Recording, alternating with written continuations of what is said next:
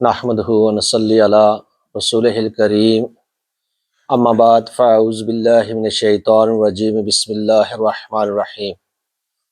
یا ایہا الذین آمنوا صلوا علیہ وسلموا تسلیما اللہم صلی علی سیدنا محمد وعلی آلہ وصحبہ وبارک وسلم وصلی علیہ۔ آج انشاءاللہ تعالی جو درس ہوگا یہ بھی اسی سلسلے کی کڑی ہوگی جو حضرت صدیق اکبر رضی اللہ تعالیٰ عنہ کے بارے میں پچھلے درس تھے،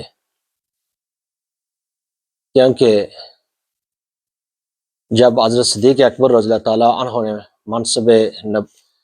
جو خلافت تھا سنبھالا تھا تو عرب کے اندر تقریباً سارے کا سارا عربی فتنے و فسادات کی زد میں آ گیا تھا۔ نبی کریم صلی اللہ علیہ وسلم کا اس ظاہری دنیا سے پردہ فرمانا تھا،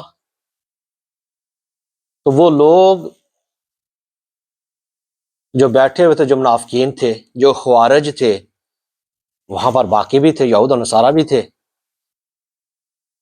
اب ان کو بھی ایک موقع مل گیا تھا، وہ چاہتے تھے کہ اسلام کو جو دین ابھی نیا نیا شروع ہوا ہے تو اس کو ختم ہی کر دیں۔ پھر ایسے بھی لوگ تھے جن کو وہ جو دین کی پابندیاں تھیں وہ بھی قابل قبول نہیں تھی، نماز پڑھنا، روزے رکھنا، زکوٰۃ دینا۔ کچھ ایسے تھے، یہ بیان ہو چکا ہے پہلے کہ کچھ ایسے بھی تھے کہ جو زکوٰۃ کے انکاری تھے، کچھ ایسے تھے جن کو نماز کی جو پابندی تھی ان پر گراں گزرتی تھی۔ تو اب ہوا کیا کہ وہ سارے کے سارے تقریباً بعض تو قبائل ایسے تھے جو آدھے، وہ بعض پورے کے پورے مرتد ہو گئے۔ اتنا مشکل وقت تھا تو حضرت صدیق اکبر رضی اللہ تعالیٰ عنہ نے اسے فہم و فراست و تدبر کے ساتھ کیسے سنبھالا، پھر ان سارے فتنوں کو کیسے ختم کیا، ان کا کلا کما کیا۔ آج تک، اور آج نہیں بلکہ قیامت تک، جو دین کی حالت ہے، جو دین اس اپنی اصلی حالت میں ہے، یہ آپ ہی کی مرہون منت ہے۔ اگر اس وقت آپ کمزوری دکھا دیتے یا ان کی باتوں کو مان لیتے تو شاید جو دین ہم تک آج پہنچا ہے اپنی اصلی حالت میں نہ ہوتا۔ لیکن آپ نے کسی کی مخالفت کی کوئی پرواہ نہ کی، یہ نہ دیکھا کہ کتنی ہمارے پاس بہت تھوڑی سی طاقت ہے، مدینہ شریف کے اندر جو مسلمان ہیں وہ تعداد میں بھی تھوڑے ہیں، مالی لحاظ سے بھی کمزور ہیں، تو ہم اتنے بڑے فتنے و فسادات کو کیسے ختم کریں گے؟ تو تھوڑا سا انتظار کر لیتے ہیں، کچھ ان کی باتیں مان لیتے ہیں، تو پھر انشاءاللہ آہستہ آہستہ کر کے ان کو ختم کریں گے۔ لیکن ان میں جو سب سے بڑا فتنہ تھا، وہ فتنے تو تھے، ارتداد کا زمانہ تھا، ان میں جو سب سے بڑا فتنہ تھا وہ فتنہ جو مدعیان نبوت تھے ان میں سے بھی جو مسیلمہ کذاب تھا، اس کا فتنہ سب سے بڑا تھا۔ باقی بھی تھے، باقی بھی کذاب تھے، قبیلے مرتد تھے، لیکن اس کا فتنہ بہت بڑا تھا۔ اب صدیق اکبر رضی اللہ تعالیٰ عنہ نے جب لشکر روانہ کیے تھے تو حضرت اکرمہ رضی اللہ تعالیٰ عنہ کو لشکر دے کر اس کے مقابلے کے لیے یمامہ بھیجا تھا، اور پھر ان کی مدد کے لیے حضرت شرحبیل رضی اللہ تعالیٰ عنہ کو جو لشکر دے کر بھیجا تھا کہ آپ جائیں اور ان کی مدد کریں۔ تو اس کا تعلق جو تھا، مسلمہ کذاب کا تعلق، یہ یمامہ سے تھا، یہ یمامہ کا رہنے والا تھا، اور بنی حنیفہ جو قبیلہ تھا یہ اس قبیلے سے تھا، اور اس کا پورا نام جو تاریخ کی کتابوں میں آیا، مختلف کتابوں مختلف بھی ہو سکتا ہے، کچھ آگے پیچھے ہو سکتا ہے، لیکن زیادہ تر جو ہے مسلمہ بن سمامہ بن کبیر بن حبیب اس کا نام تھا۔ تو یہ جو آج جس نے جو لقب اختیار کیا تھا وہ رحمان تھا، اس نے اپنا لقب رحمان اختیار کیا ہوا تھا۔ تو سب سے زیادہ جو نقصان پہنچا، جس کی وجہ سے اس کی طاقت میں اضافہ بھی ہوا، وہ ایک ایسا بندہ تھا، نحال اس کا نام تھا۔ تو وہ ایک معلم تھا، یہ جو اس کا حنیفہ قبیلہ تھا، ان کے اندر وہ معلم تھا، وہ تبلیغ کا کام کرتا تھا، دین کے معاملات ان کو سکھاتا تھا۔ اس کے بارے میں آتا ہے کہ جب وہ مدینہ شریف گیا، وہاں پر کچھ عرصہ رہا، رہنے کے بعد کچھ قرآن سیکھا، کچھ مسائل سیکھے۔ نبی کریم صلی اللہ علیہ وسلم کی حیات مبارکہ میں تو پھر وہ جب واپس آیا تو اس کو معلم بنا کر بھیجا گیا کہ تم وہاں پر اپنے قبیلے میں چلے جاؤ، تو قبیلے والوں کی اصلاح کرو، دین کی تعلیم ان کو دو، تبلیغ کرو۔ تو جب وہ واپس آیا، وہاں رہا، جب ارتداد کا زمانہ شروع ہوا تو اس نے اس کی نبوت کا اقرار کیا۔ جو مسلمان لوگ تھے وہ اس کی باتوں پر زیادہ یقین رکھتے تھے کہ یہ بندہ مدینے میں رہا، اب نیا مسلم تھا وہ، تو وہاں سے جو احکامات اس کو ملے، دین سیکھا تو وہ سکھائے گا، تو ہر معاملے میں اس کی بات کا اعتبار کرتے تھے۔ کوئی بات ہوتی تو اس کے پاس آتے۔ جب اس نے مسلمہ کی نبوت کا اقرار کر دیا، کیونکہ لوگ اس پر انصار کیے ہوئے تھے، تو جو بنو حنیفہ قبیلہ تھا وہ سارے کا سارا مرتد ہو گیا۔ اس کے ساتھ جو آگے پیچھے چھوٹے موٹے بھی تھے وہ بھی مرتد ہو گئے۔ اور اس کے بارے میں ایک روایت ہے، حضرت ابو ہریرہ رضی اللہ تعالیٰ عنہ راوی ہیں اس کے، جو حدیث آپ نے بیان کی، کہتے ہیں کہ ہم کچھ آدمی بیٹھے ہوئے تھے نبی کریم صلی اللہ علیہ وسلم کی مجلس میں، تو نبی کریم رؤوف الرحیم صلی اللہ علیہ وسلم نے فرمایا، آپ میں سے ایک بندہ ایسا ہے کہ جس کو میں دیکھ رہا ہوں کہ اس کا دانت احد پہاڑ کے برابر ہے اور جہنم میں جل رہا ہے۔ تو کہتے ہیں کہ میں اس بات سے ہمیشہ پریشان رہتا تھا۔ اب نبی کریم صلی اللہ علیہ وسلم نے کسی ایک کا نام تو نہیں لیا تھا، اس مجلس میں 10 تھے، 12 تھے، 20 تھے، کتنے تھے، اب وہ سارے اپنے اپنے حساب سے تو پریشان ہوں گے، شاید ہماری قسمت میں کیا لکھا، تقدیر میں کیا لکھا ہے، کہیں ہم میں سے بھی تو نہیں کوئی۔ تو حضرت ابو ہریرہ رضی اللہ تعالیٰ عنہ بیان کرتے ہیں کہ میں ہر وقت پریشان رہتا، حتیٰ کہ وہ وقت آ گیا جب نبی کریم رؤوف الرحیم صلی اللہ علیہ وسلم نے ظاہری دنیا سے پردہ فرما دیا۔ حضرت صدیق اکبر رضی اللہ تعالیٰ عنہ خلافت کے لیے منتخب ہوئے تو پورے عرب میں ارتداد ہو گیا۔ اب بندے بچے تھے 2، ان میں سے اب جو بندے وہاں پر نبی کریم صلی اللہ علیہ وسلم کی مجلس میں موجود تھے وہ سارے کے سارے فوت ہو گئے سوائے 2 کے۔ اب 2 کون تھے؟ ایک حضرت ابو ہریرہ رضی اللہ تعالیٰ خود، اور دوسرا یہ بندہ نحال۔ کہتے ہیں جب اس نے مسلمہ کی نبوت کا اقرار کیا تو میں نے کہا یہ وہی ہے جس کے بارے میں نبی کریم رؤوف الرحیم صلی اللہ علیہ وسلم نے فرمایا تھا۔ تو اب نبی کریم صلی اللہ علیہ وسلم کے معجزات تھے، معجزے تھے، تو جب کبھی مسلمانوں کو کوئی پریشانی آتی، کوئی معاملہ ہوتا تو نبی کریم صلی اللہ علیہ وسلم کی بارگاہ میں حاضر ہوتے۔ اب مسلمہ نے کیا کیا کہ اس نے اس کو اپنا خاص دست راست بنا لیا۔ جب کوئی معاملہ آتا اس کے پاس تو وہ اس سے پوچھتا کہ اب تو بتا نبی کریم صلی اللہ علیہ وسلم کا طریقہ کار کیا تھا، تو یہ بتاتا کہ نبی کریم صلی اللہ علیہ وسلم ایسے کرتے تو پھر وہ ایسے کرتا، لیکن جب وہ معجزہ دکھانے کی کوشش کرتا اس کا الٹ ہو جاتا، ہمیشہ اس کا الٹ ہوتا۔ تو اب مسلمہ کے بارے میں ہے کہ 1-2 روایتیں اس کے بارے میں کہ نبی کریم صلی اللہ علیہ وسلم کی حیات مبارکہ میں اس نے مدینے کا سفر کیا، لیکن ایک روایت ہے کہ اس نے سفر تو کیا لیکن ملاقات نہیں ہوئی۔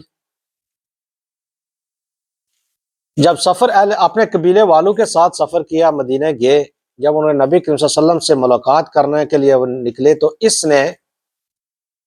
ایک بہانہ بازی کے ساتھ کیا کیا کہ یہ پیچھے رہا کہ میں جانوروں کی دیکھ بھال کے لیے پیچھے رہتا ہوں، آپ جاؤ، جا کر نبی کریم صلی اللہ علیہ وسلم سے ملاقات کرو، تو جو کچھ وہاں پر سننا مجھے آ کر بتانا۔ ایک یہ روایت ہے کہ یہ وہاں پر پیچھے ہی اس جہاں پر ان کا قافلہ ٹھہرا تھا وہاں پر ہی رہا، اس کی ملاقات نبی کریم صلی اللہ علیہ وسلم کے ساتھ نہیں ہوئی۔ اور ایک دوسری روایت ہے کہ یہ جب مدینہ شریف گیا، نبی کریم صلی اللہ علیہ وسلم کے ساتھ اس کی ملاقات ہوئی، اس نے نبوت کا اقرار کیا، لیکن ساتھ ہی یہ بھی کہا کہ آپ مجھے بھی نبوت میں شامل کر لے، آدھا عرب آپ کا اور آدھا میرا۔ تو کہتے ہیں کہ نبی کریم رؤوف الرحیم صلی اللہ علیہ وسلم نے فرمایا، نبی کریم صلی اللہ علیہ وسلم کے ہاتھ میں اس وقت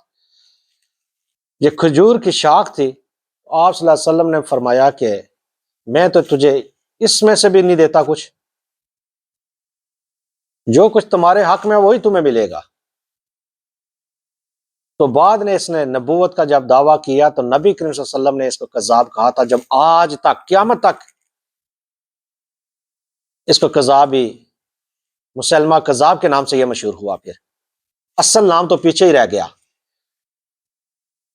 تو اس کی عمر کے بارے میں کہ تقریباً کوئی اس کی 150 سال کے قریب عمر تھی جب اس نے نبوت کا دعویٰ کیا،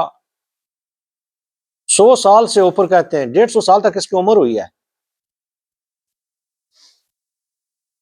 جب نبوت کا اس نے دعویٰ کیا کہ میں نبی ہوں۔ تو لوگوں نے، کیونکہ بعض دفعہ چرب زبان جو لوگ ہوتے ہیں، باتونی قسم کے ہوتے ہیں، ان کے پاس فن ہوتے ہیں، لوگوں کو اپنے گرویدہ کر لیتے ہیں۔ بعض دفعہ آپ نے دیکھا ہوگا کہ لوگ جھوٹ بھی بول رہے ہوتے ہیں اور اتنی صفائی کے ساتھ بولتے ہیں کہ آگے سننے والا، ان کے پاس بیٹھنے والا، وہ ایسے سمجھ لیتا ہے بالکل سچ ہی ہے، وہ ان کا گرویدہ ہو جاتا ہے۔ یہ ایسے لوگ بھی ہیں۔ اب یہ بھی اپنی باتوں سے لوگوں کو اس نے اپنی نبوت کا جو اس نے دعویٰ کیا تھا،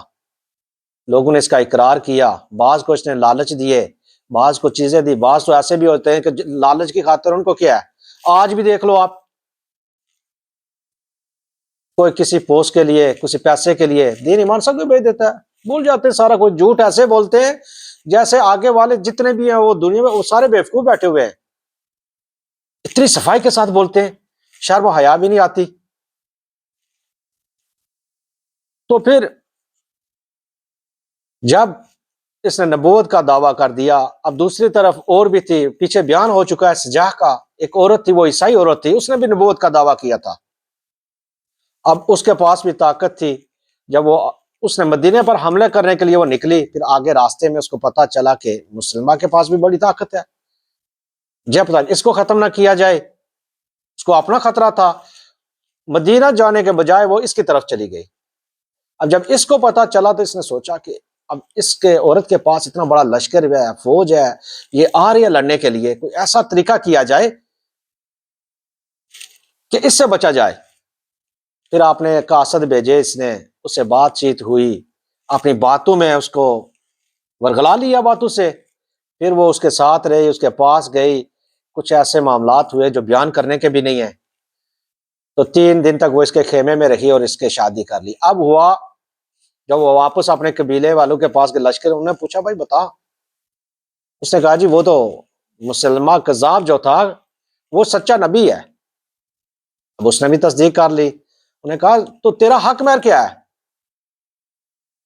تو اس نے کیا کیا تھا، یہ مسلمہ جو تھا اس نے زنا کو حلال قرار دے دیا، شراب کو حلال قرار دے دیا، نمازوں کی، جب وہ واپس گئی اس کے پاس تو کہتی ہے کہ اب بتا، میرے قبیلے والے تو پوچھتے ہیں حق مہر کیا؟ کہتا ہے میں نے تجھے 2 نمازیں معاف کر دی، نمازیں معاف کر دی۔ اب جو اس کی باقی تھے، نبوت جو اس کو رحمان اس نے لقب اختیار کر لیا تھا، تو جب کہتا تھا الہام آیا میرے پاس وحی ہے، تو وحی کیسی تھی، عجیب و غریب باتیں تھی، تو انشاءاللہ وہ بیان ہوں گی۔ تو ہوا کیا کہ جب لوگ اس کے پاس آتے اب یہ اس نے نبوت کا ایک اور چیز، نبوت کا 10 ہجری میں اس نے دعویٰ کیا، تقریباً 2 سال تک اس کا فتنہ رہا، 12 ہجری میں یہ مارا گیا، 2 سال تک، اور طاقت بھی اتنی زیادہ تھی۔ بنو حنیفہ کے روایتوں میں آتا ہے 40 سے 60 ہزار تک جو ان کے تھے وہ لڑنے والے اس قبیلے کے جنگجو تھے۔ ویسے تو وہ قبیلہ بہت بڑا تھا، 1.5 سے 2 لاکھ تک اس کی تھی، اس کے بندے تھے، اور بعض روایتوں میں اس سے بھی زیادہ، کیونکہ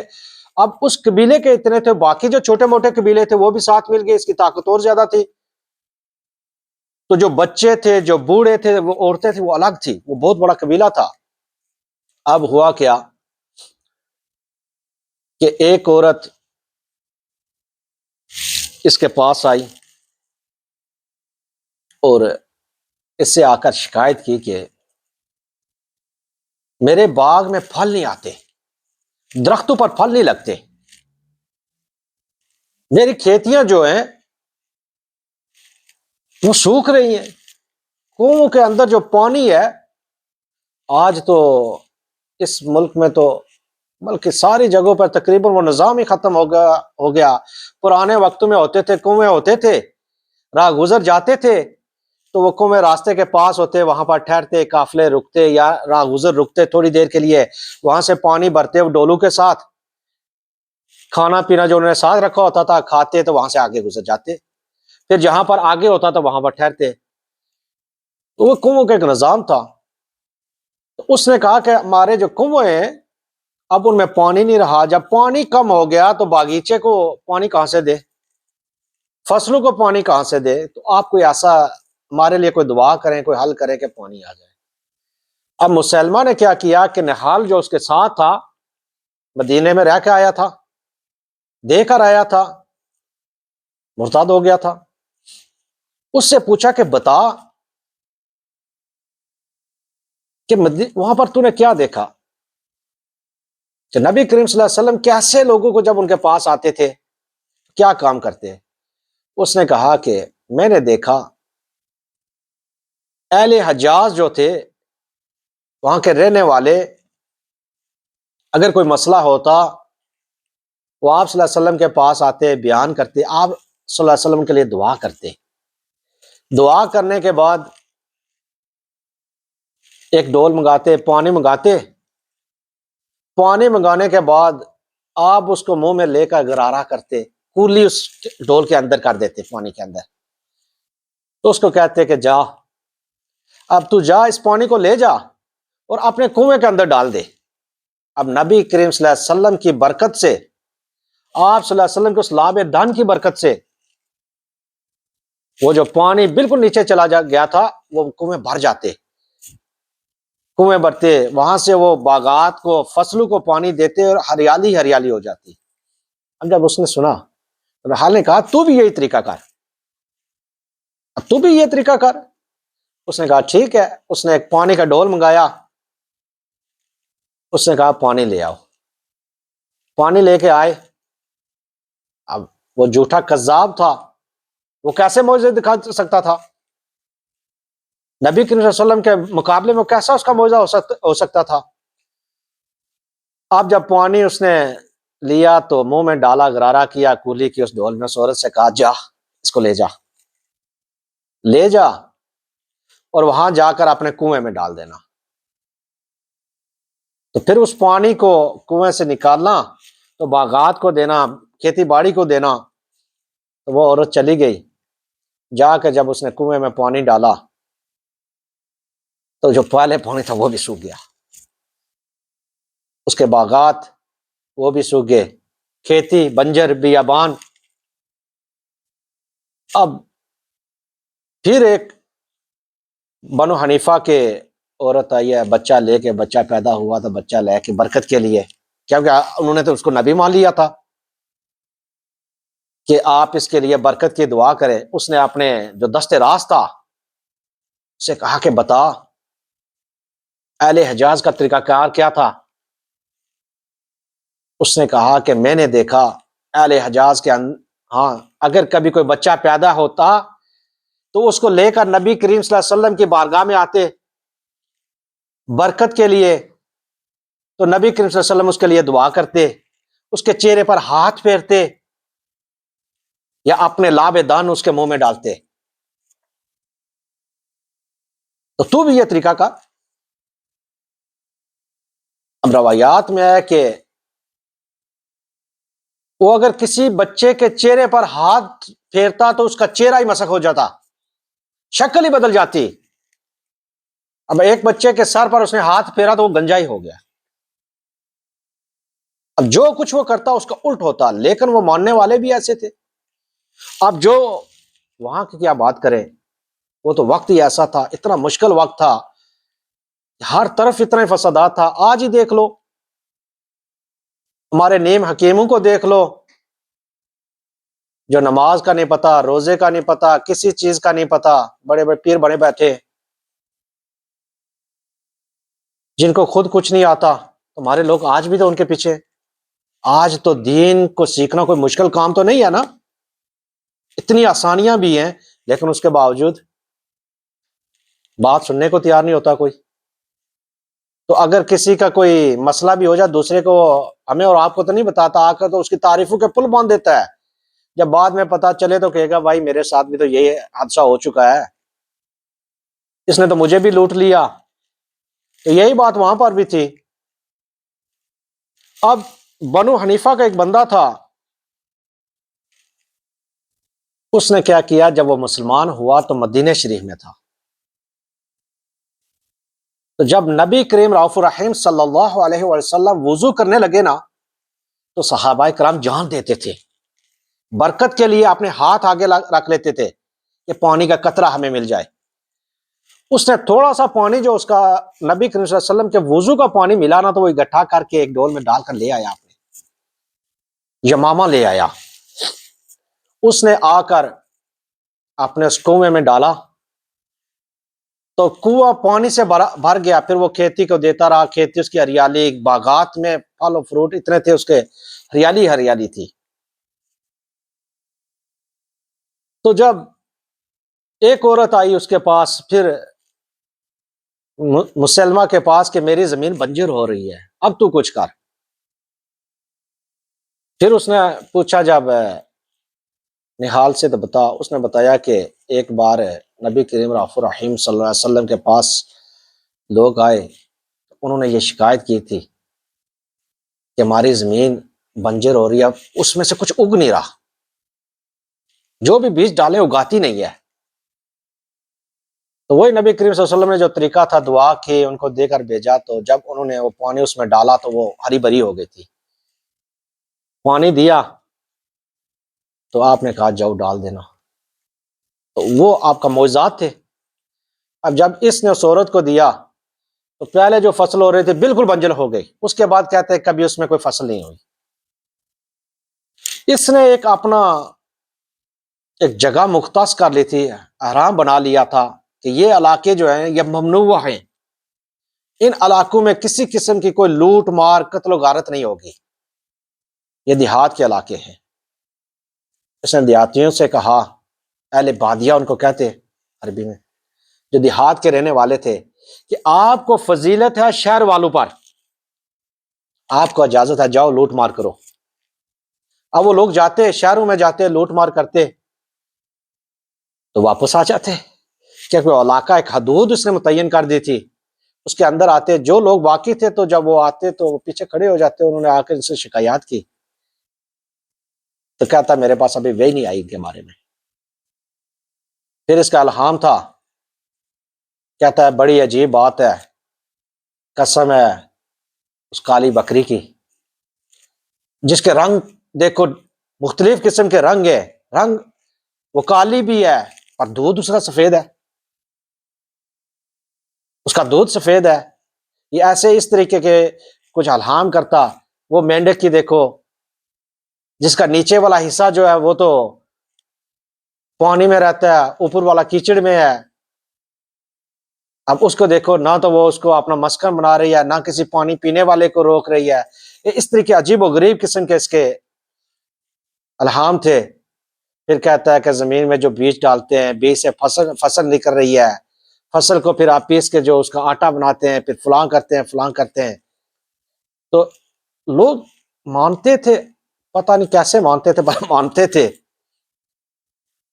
تو اس کے پاس اکٹھے ہوتے رہے کیونکہ 2 سال تک تقریباً اس کا فتنہ رہا، فتنہ جو اس کا تھا. تو جب حضرت صدیق اکبر رضی اللہ تعالیٰ عنہ نے جب لشکر مختلف قبیلوں کے پاس بھیجے تھے، تو یمامہ کی طرف جو لشکر بھیجا گیا تھا، وہ یمامہ کی طرف جو لشکر تھا اس کے سالار جو تھے، اس وقت کوئی باقاعدہ فوج نہیں ہوتی تھی، کوئی فوج نہیں تھی. جیسے آج ملک نے باقاعدہ فوج رکھی ہے، تنخواہ دار لوگ ہیں، تنخواہ پر کام کرتے ہیں. وہ باقاعدہ اللہ کی رضا کے لیے جب ہوتا تھا، اعلان ہوتا تھا کہ ہم نے دشمن کے مقابلے میں جانا ہے، تو اپنے اللہ کی رضا کے لیے جن نے نکلنا ہے تو آ جاؤ لشکر میں شامل ہو جاؤ. تو جو لڑنے کی طاقت رکھتے تھے یا زیادہ راہ رکھتے تھے، کسی کے گھوڑا ہے، اونٹ ہے، تلوار اس کے پاس ہے، نیزہ ہے، تو پھر وہ نکل جاتے. بعض تو ایسے غریب تھے جن کے پاس ہوتا نہیں تھا نظام. تو آج بھی دیکھو دنیا کے اندر ایسا ہے کہ بھائی کوئی ہے والنٹیئر کام کرنے والا، بعض ایسے ہوتے ہیں کہ والنٹیئر آ کر کام کرو، تو وہ اللہ کی رضا کے لیے رہتے تھے. تو اس وقت لشکر دے کر حضرت اکرمہ رضی اللہ تعالیٰ عنہ کا حضرت ابوبکر صدیق رضی اللہ تعالیٰ نے اس کی سرکوبی کے لیے بھیجا تھا، اور آپ کو ہدایت کی کہ آپ وہاں جانا، انتظار کرنا جب تک خط و کتابت ہوتی تھی، قاصد آتے جاتے تھے، پیغام رسانی ہوتی تھی، تو میرے اگلے حکم کا انتظار کرنا. پھر پیچھے حضرت شیر حبیر رضی اللہ تعالیٰ عنہ کو ان کی مدد کے لیے بھیجا، آپ ان کی مدد کے لیے جاؤ. لیکن کچھ ایسا ہوا کہ حضرت اکرمہ رضی اللہ تعالیٰ عنہ کا لشکر جب اس کے ساتھ ٹکرایا تو ان کو مجبوراً پیچھے ہٹنا پڑا. پیچھے ہٹے، پھر اس کی اور زیادہ شہرت ہوئی، ان لوگوں کے حوصلے اور بڑھے. پھر پیچھے سے جب شیر حبیر رضی اللہ تعالیٰ عنہ آئے، ان کا جب لشکر ٹکرایا تو یہی معاملات ہو گئے. تو پھر حضرت خالد رضی اللہ تعالیٰ عنہ کو حضرت ابوبکر صدیق رضی اللہ تعالیٰ عنہ نے اس کی سرکوبی کے لیے بھیجا تھا. تو انشاءاللہ تعالی آگے جو فوجوں کا آپس میں ٹکراؤ ہوا، جو باقی معاملات ہوئے، تو وہ بیان اگلی قسط میں انشاءاللہ کیا جائے گا اگر زندگی رہی تو. تو اللہ سبحانہ و تعالیٰ سے دعا ہے اگر کسی قسم کے بیان کرنے میں کوئی غلطی کوتاہی ہو، اللہ تعالیٰ ہمیں معاف فرمائے. میں اسی پر ختم کرتا ہوں، ما الا البلاغ المبین.